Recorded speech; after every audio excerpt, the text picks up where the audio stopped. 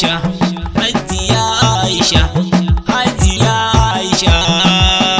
Sama sannin ki zinariya, sannin ki tauraruwa, kenan ya zama yabo Hajiya Nana Aisha. Sannin ki zinariya, sannin ki tauraruwa, kenan ya zama yabo Hajiya Nana Aisha.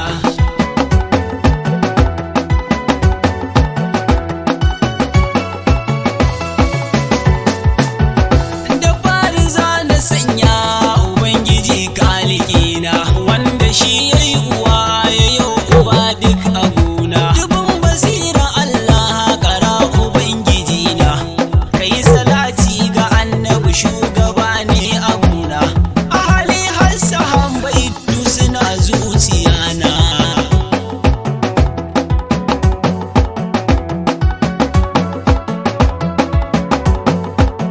Hajiya kin sha gaban duka mata, ko wajen yin ado cikin sikin basirata. Hajiya Aisha kina da kyawun fahimta, ko wajen taimako Aiba ta karanta. Dole ne na yabe ta zinariya ta mata. Sannin ki zinariya, sannin ki tauraruwa, kenan ya zama yabo Hajiya Nana Aisha.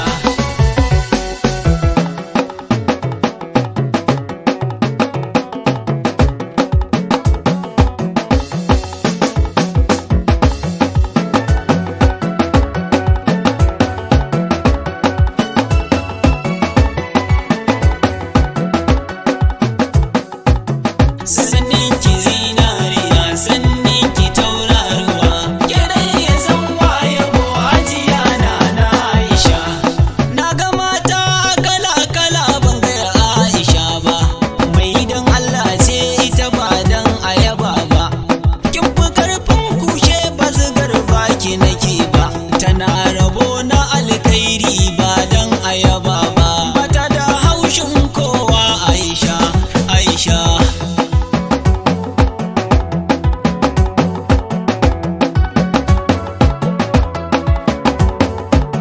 Hajiya Aisha kin sha gaban mahaifiya, mai nufin alkhairi mai tarin masoya.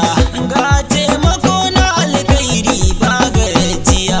Hajiya Aisha da kwaita da san gaskiya, ni na tabbatar ku je fa ku yi tambaya.